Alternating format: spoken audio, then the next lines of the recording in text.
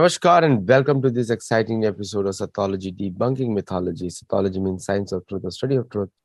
Opposite of that is mythology, which means science or study of fake, lie, or imagination. So mythology destroys your identity completely. So if you believe mythology, or if you think that Ramayana, Mahabharata, and Puran are mythology, that means that there is something seriously wrong. That's a propaganda you have been living. If you ask the Western academics, there is no proof for many of their iconic figures. La Biblia. So I have a very special guest today. He has written many books, and the last time he had come on speaking about Ishopanishad. So let us welcome Sri Nithin Sridhar back on the show. Namaskar and welcome. Namaste. Glad to be here again. It was long back. You came last time for the Ishopanishad. Yes, I think at least a year or something, a few months at least. Not a year, but few months. Yeah, few months. So tell me one thing, Nithin. Like today, when people tell me Hindus are not united, I see Hindus are even more united today. And gradually it is increasing. The only people who are not united are the secular Hindus or secularists. And you can always club them with the other side because they are, in any way, they don't have a independent point of view. They're already brainwashed in a particular propaganda. So tell me one thing. So is it right to say Hindus are not united today or wrong to say it? I think I personally believe that, thinking in terms of unity could be misleading sometimes. But, both the statements that Hindus are united, Hindus are not united, are kind of misleading because the unity or disunity has to do mostly with the kind of issues that is appearing. As you rightly said, we see some form of unity, see some form of unitary voice arising in some of the burning issues that is happening. But it is also true that there is a lot of diversity of opinions and matabeda, as you say, the different positions within the Hindu intellectual space as well. So it has to do with the issue at hand. But I'm happy that it is true that overall speaking, over the last 10 years or 15 years, I would say, Hindus today are positioned in a much better footing than they did previously, because now certain issues, certain civilization issues, issues that harm Hindu interests. It may be love jihad, it may be um, conversions, it may be the issue of identity. So many issues are there. Today, we have strong vocal voices. For example, temple freeing our Hindu temples from government clutches. So we have very strong vocal voices. There is a emerging a lot of consensus among the common Hindus that what is the way forward. But this was not so before. But I would also say that at the same time, the intensity of threats to Hindu civilization, the magnitude is also increasing. So, and there is still a large section of Hindu society which is neither here nor there. I mean, they are neither in the Hindu civilizational camp, nor are they secular Hindus per se. They are not inimical to Hindu civilization per se, but they are not committed to the identity, the civilization narrative as well. So, what I call as fence sitters. I think even today, the fence sitters are the largest majority. If you take it, especially the newer generation of young people, uh, there are, of course, very significant exceptions, but there are largely a lot of people who are only one pointedly pursuing artha and kama, the career, money, and such things, and have no knowledge interest or concern about deeper issues of identity crisis or civilizational threat that is there. But still, I believe that today we are placed in a better position than we were 10 years back. And if this trend improves, then I think in another 10 years or 15 years, we will be in a more uh, comfortable position. But still, at the same time, other end of the spectrum, the threats are also increasing. So it's going to be challenging times ahead in the next 2 to 3 decades. No, in any civilizational issues or conflict, which especially Hindus have faced all over the world, actually, because Hindus were taken as British employees to Barbados, Africa, UK, and many of them came from Africa to UK. And even today, we see that even though they are being accepted in a wide variety of public offices and also private companies, but there is a certain kind of bias is still there, certain kind of bias, and cannot blame it on the society, because see, if you are going to UK, you have to merge with the UK society, British society, otherwise you cannot rise up within the society. Within the US also, it is the same thing. Like the Indians are doing good in private companies, but they're not good in the government sector, because the government sectors are mostly uh, language oriented, Spanish or English, because these are the majority of the languages spoken in the US. It is difficult for them to rise through the ranks. Very few people, and if they do rise, they have to really subscribe to the issues of the country, which sometimes they're disconnected from. Like most of the Indian origin congressmen or congresswomen, they have risen to the ranks, through the ranks, following a party line. Now, if you look at the Indian scenario, it's little bit more complex, because the conflict is still brewing. It has not ended. Like the Islamic conquest is still going on, and the Christian conquest is still going on. And I call it a conquest, but even it's ideological, it's still going on. And the hate which comes out, and I can tell you that I'm so surprised many times that even in the 21st century, these people are keeping the viewpoint of the 6th century, some of them, Islamic scholars. And in the 21st century, many of the Christian fathers, Christian missionaries, which have come from Vatican, still continuing the mindset of the first century, like the to still conquer the Hindus. That is what openly they say it. It's no longer now hidden. You just heard Rahul Gandhi being coached by that Christian pastor, and he was very clearly saying something which directly goes against the Vedic thought process. So how do you say that how can we say that this civilization conflict or conquest has not ended in India? Everywhere else it will ended because they have conquered the lands. Only in India it is continuing. Yes, I completely agree that conquest is going on, and it is not just ideological, it is at every level. It is at the level of physical space, it is at the level of mental space, it is at the level of social, economic. Every place there is this attack on Hindu civilization, this colonization, the attempt to completely dismember Hindu civilization, completely dismantle Hindu civilization is going on. Just to say a few examples, just today I saw a news report about in Tamil Nadu how an entire village which is a Hindu majority, demographically it is a Hindu majority village with rich history, very ancient old temples and temple practices.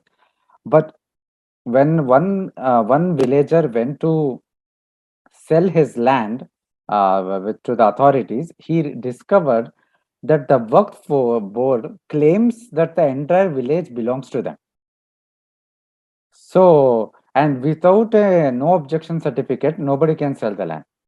So just imagine a Hindu majority village has the entire land of Hindu majority village with a rich Hindu history has been just like that claimed by the Waqf board that property belongs to them.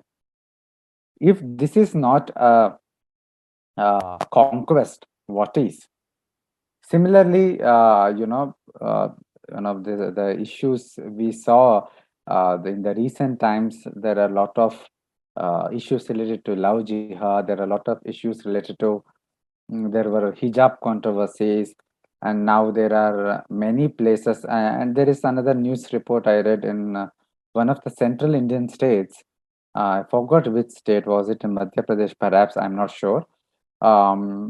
A group of Islamic uh, men, some group of people barged into a school and threatened kidnapping the Hindu girls, if I remember correctly.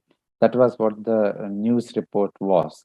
So, and so all these, you see, if you see all these very diverse kind of reports, all at a low intensity conflict, and when you connect the dots, a pattern emerges that this is a there is still a war for conquest going on. There's a attempt to, as I said, dismember Hindu civilization at all levels, and this attacks comes from all the ideologies: the radical Islamic ideology, the Christian ideology, with the communists, and the breaking India forces, the dismantling Hinduism forces. So this is a continuing process, and yes, the colonization, the conquest, it has not ended for India, and it has definitely not ended for Hindus.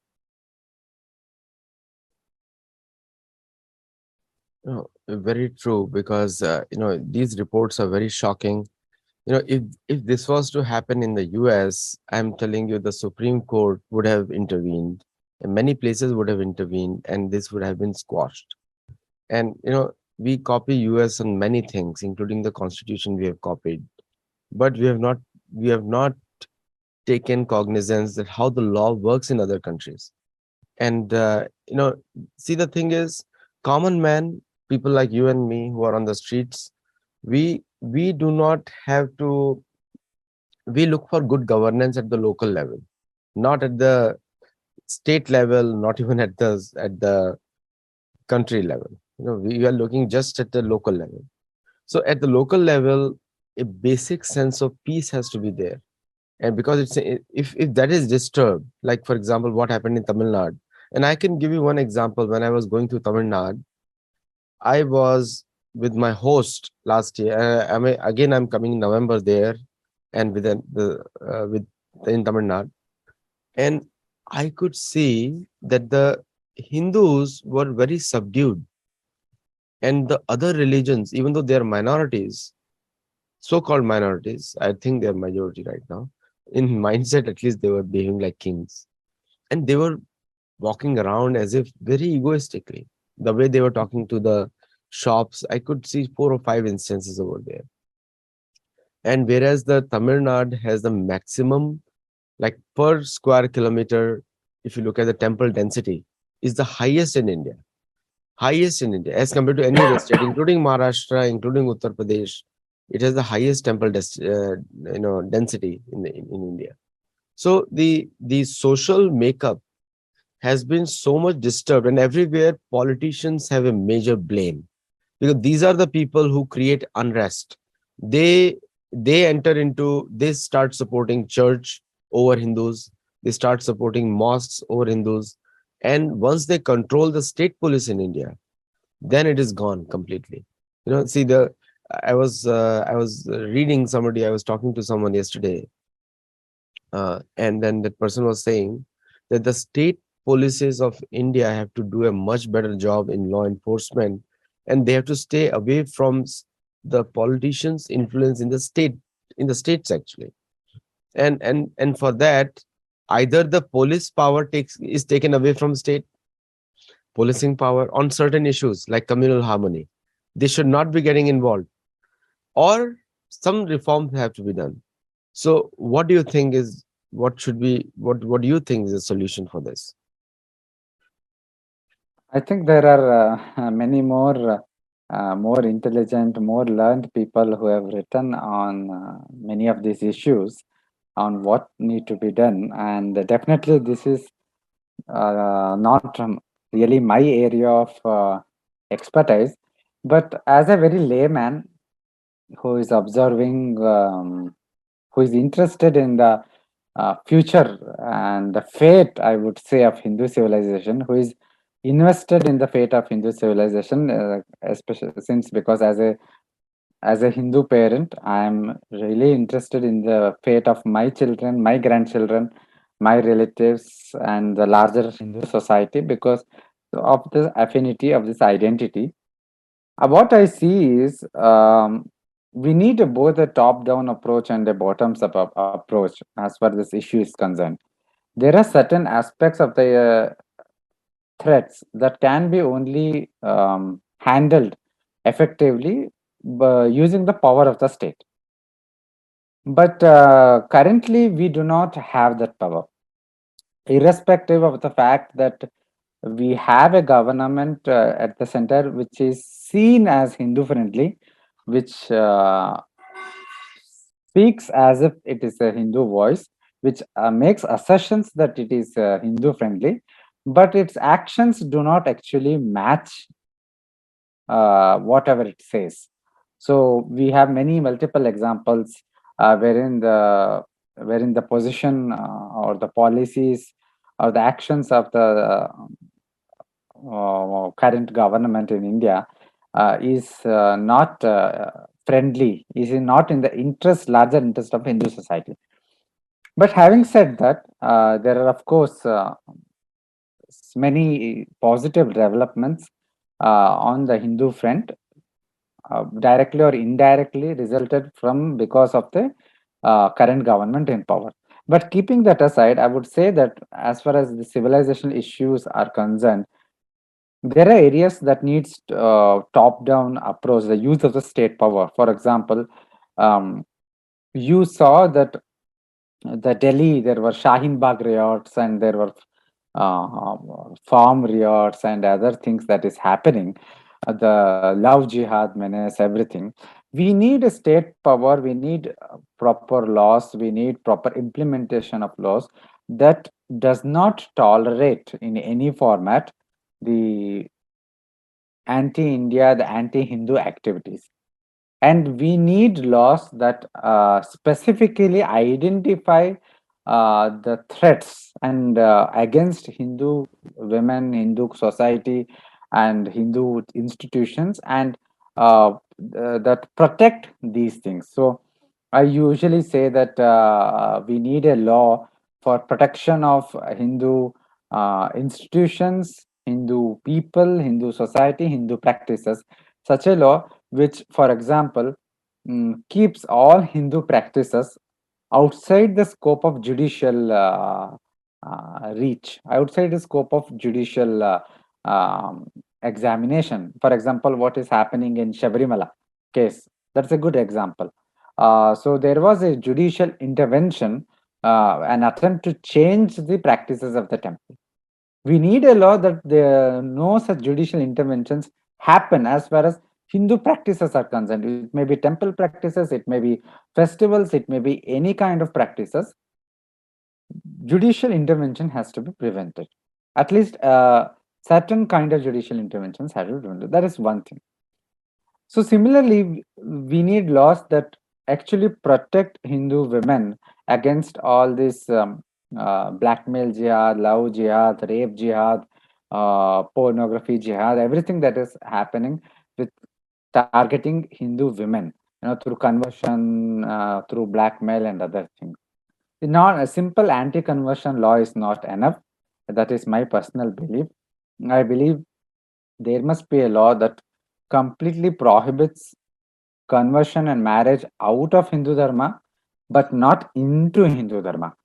But of course, for to do such Hindu specific laws, we need a state which is not secular as it is currently today. We need a state which is which is outspokenly Hindu in character, which recognizes itself as Hindu civilizational state and not as a secular state, and keeps the Hindu interests, the future of Hindu civilization, at the core of its agenda. Excuse me. So that is a top-down thing, but there is also the bottoms-up approach, because we don't know when or how, in what format, whether it will happen or not, whether a Hindu state will come or not. But still, we have the interest of our own children and grandchildren. That the real existential threat that is there for them.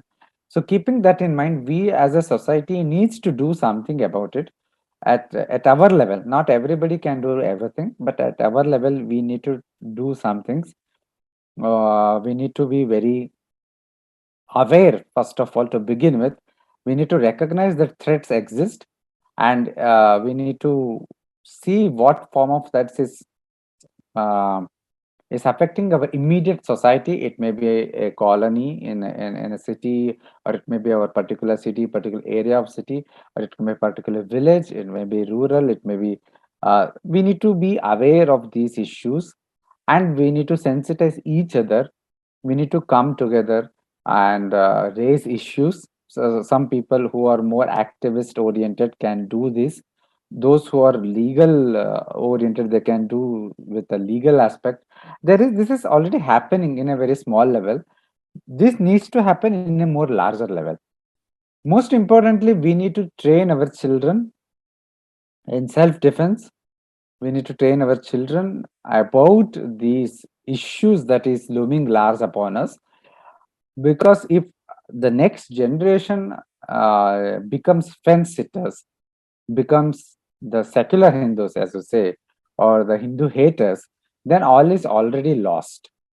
So it's a very multidimensional threat, and the solution is not easy. So I wrote a article, I think a few years back, Agenda for Hindu Society. It was published in indiafacts.org.in. Anybody can just check. When I had listed some things that all of us can do, I like to use the framework of three P's, the preserve, protect, and promote. And this is what we can do for Hindu civilization. We can either work for preservation of certain traditions, such as our art, the music, dance, art, the Vedic chanting, the Vaidadhyana, the Shastras, to protect them through learning them, studying them, through competent teachers, and being competent to study them, and practicing them. So practicing the Hindu way of life, practicing Hindu dharma, the achara part is important. That is what preserves, right? If we live our religion, if we live our practices, our rituals, our temples, and even then we survive as a Hindu with a name, that survival is no survival at all. So we need to practice, we need to preserve and practice. And then there is protection aspect I just spoke about, at a social level, at the legal level, at the political level, at the physical level. And then there is promotion aspect. We need to take control of the narrative. We need to promote Hindu interests at national, international, local forums. So these are many things that needs to be done, and not a single person can do everything. We all need to see where we fit in. We need to have the bird's eye vision of what constitutes Hindu dharma, what essentially makes one a Hindu, what is a civilization, and what are the threats that are facing us, and then see where we fit in what way we can contribute to dharma, to for saving our civilization. You brought in an important point of dharma here. Now dharma means, we all know common sense. It is it is a single common principle on which prosperity is built on. Like if you go to a businessman, he will say, my dharma is financials. Because without financials, there is no business. You can be doing whatever you want, but there is no business. So that is the dharma there. Dharma for a politician is to just focus on loka sangraha and loka kalyan, not to this party based contests where, most of these politicians are very uneducated. They come from villages, or they come from, most of them, I'm saying, because education doesn't mean just getting a degree. Education means like, well aware of the ethos of the land they are in, and also keeping a larger national perspective in mind. Most of them don't think like that. They think that if I have, they work on local mathematics. If I have, and only in India we see, and see in the Western countries, USA, Canada, Australia, these are all colonies of the British Empire. So the British origin people have a upper hand over. In America, I can say they have a upper hand over the Spanish speaking people by design. And so, but if you look at India, it's completely different.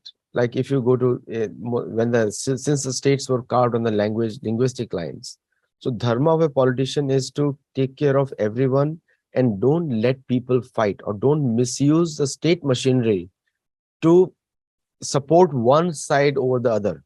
Like anyone who votes for them, they're supporting them. Anyone who doesn't vote for them. So do you think the dharma can be restored when the state politicians are like that? I think as we are in Kali Yuga, Dharma will never be restored in 100%.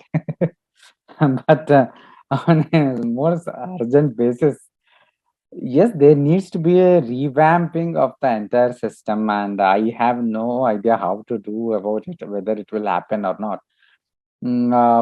Yes, so we need a new crop of politicians, bureaucrats who are rooted in dharma and the dharmic discourse based on Arthashastra, based on Dharma Shastra. Only then they will be able to have a crop of politicians, a crop of people in all aspects. Actually, the thing is, we need people trained, rooted in a Hindu discourse, in a dharma-based discourse, in all walks of life, in all professions. Only then the real change will come. And reaching there is a big challenge. And currently, it seems almost impossible. But I think it is not fully impossible. I mean, this has to start from grassroots level in the sense that recently now in the last few years, the interest for IKS, Indic knowledge systems, has increased. 10 years back, nobody had heard what was IKS. And now we are slowly introducing them into school, college curriculum. It is still very small, but I'm hopeful that it will increase going forward in another decade or two. And when that happens, and when there is a revival and reformation of the education system, and if such a thing happens, then there is hope. That everything starts from there, because the children are trained to be secular. They're trained to be inimical to Hindu civilization from a very young age. In schools, we are taught how Hindu dharma is full of superstitions, full of oppression. So all this narrative must go, and must be replaced by a proper dharmic education system. And when that happens, then the crop of politicians, the bureaucrats that come out of such an education system will also be rooted in dharmic discourse. So I think that is the only way this can happen. There is no other miraculous solution to this. You're right, but you see, it's a very long thing, long process to talk about dharma, because if you look at the schools today, and people, according to people, like the way the people are learning is that, for them is uh, just learning, I have incense. So the the the lot of, the learning some shloka here and there, shloka bombing, it is very good, but the crux of the dharmic education is still not there. Like the crux of dharmic education, like is, if you look at the old Gurukul, and I have studied So we know the in the Gurukul system, if you look at it, the lessons in morality are given using examples. And but most of the textbooks don't focus on that. Like for example, even Dhritarashtra, even though he was so well educated, very well educated, he had to be given stories of the snake, and this is Narad Muni giving the story, the snake, the rabbit, and like that example. Vidur is telling him, Narad also telling him one time. So the examples are given to big kings also in a very simple way. And so then they can understand what is right, what is wrong. Dharma is all about right and wrong, and what is the middle path. Nyaya is not there. Nyaya darshan is not there in the school curriculums. The most of the school curriculums are colonial school curriculums where they put emphasis on the Europeanized values, Christian values through English. English is spoken in only 2 to 4% of people in India, 2 to 4%, or maybe 6% or 7% mostly. But the other, there is no, and the same course material gets translated into local languages. So there is no concept of dharma. There is a concept of there is a concept of assertiveness, like this is right, this is the right way. Like I'll give one example. How many people, children, have been told that the Ramayana was a fact, Mahabharat was a fact? On YouTube, children are finding it out. They're searching now when they go to YouTube through hours. I get so many calls many times that what you're doing, we were not even told all these things. And we think as content creators that we have written so many books and we have educated so many times, so we are way ahead, but the society is way behind. So what do you think is a solution for this? Because dharma is a big topic, is a very simple, it's not religion, it's a basic set of common sense. We already discussed that many of our shows before. People can check out his playlist on our channel and see what Nithin has said before on our channel. So go ahead. I think you already included an answer to the question in your question itself. uh, the problem, as you identified rightly, is that our current education system does not has a place for dharmic discourse. There is not even shloka bombing in Indian school system. Forget about the negatives of social shloka bombing. It's not even there. So, and in the name of moral education, we hear some random modern stories which have no tail, no head, nothing. I think, as I said, there is a need for complete revamping of the education system. We need to bring in the focus. We need to anchor the subjects that are taught to children on dharma, on the core of dharma. So, for example, the best way to teach ethics, current education system only teaches you to learn mathematics, science, and go to engineering, medical medicine, and such things. But that has to change. I'm not saying the mathematics science should not be taught, but the focus of teaching has to be dharma, the ethical aspect, the core civilizational categories has to be introduced. At the initial stages, we have so much of treasure means by which that can be introduced. For example, we have panchatantras and other niti shastras, and then there is Mahabharata, there is Ramayana. So many things can be done.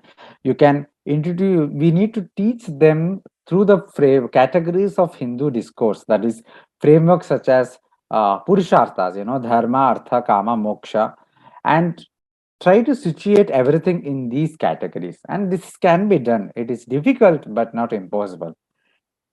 But that is only one aspect, and whether that happens, when that happens, is we don't know. But what can Hindu parents do at home? I have been thinking on those lines. I think it is very, very important that from a very young age, the children are involved in dharmic activities. When the parents themselves undertake dharmic activities, then the children will also. For example, we have this so many beautiful festivals throughout the year. We just finished Gauri Ganapati festival. Then we have the Navaratri and Dashara, and then we have Deepavali. Next year there is Sankranti, there is Ugadi, Shivaratri, and so many festivals in between I have not mentioned here. The urban Hindus, especially, have completely given up all these practices. They have given up all these mainstream festivals. They have also given up the community specific festivals. All Hindu community, all Hindu families should have one Kula Devata. There is one Grama Devata. We have left the connection with all of them. In fact, we don't even remember. Many families don't even remember what their Kula Devata is. So we need to build back these connections. When you practice a festival with great pomp at home, do with puja and everything, and the small child who grows up seeing that, he also builds that connection to the deity. Then the question such as whether Ramayana was really true, was it or not, does not arise at all, because from very young age you know that it is true. In what sense? Was it historical, was it non-historical? That question itself becomes meaningless, because for a young person who has grown up with learning about the greatness of Sri Rama, his story, his story with Sita, and the whole thing, and celebrating Ramanavami, participating in Rama Kathas. Rama is real. There is no question about that. There is a very interesting anecdote about some boy. I read in some new magazine many years back that his mother used to tell him story about Hanuman, how he and she was telling him, narrating stories from Ramayana, and they were at a place wherein Hanuman was had gone to Lanka to locate Sita and all. Suddenly, some thieves, it appears, they attacked their house. So the boy immediately shouted, Hanuman ji आप लंका बाद में बचा लीजिए, पहले आके मेरी mummy को बचा लीजिए. If I will just translate for your audience, that the boy suddenly, when he saw somebody coming barging in through the doors, he suddenly screamed saying, "Oh Hanuman, please come and save my mummy first. You can save Lanka later." And it so happened a group of monkeys suddenly barged in through the through the windows, and they kicked out the intruders. So this is what is needed.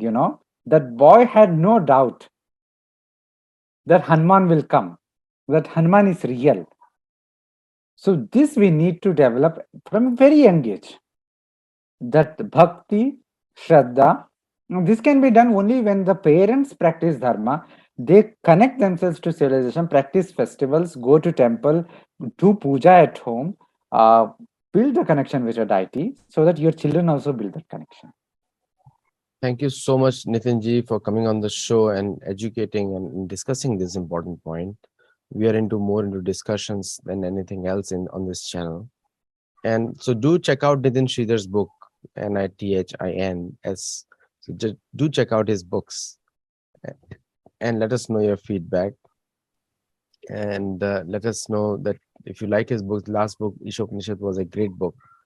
So I'll see you in another show, Nitinji, after some time. We'll hopefully call you very soon based on your schedule Yeah, and sure. continue the discussion. Yeah. Yeah, Namaste sure. and thank you. Namaste.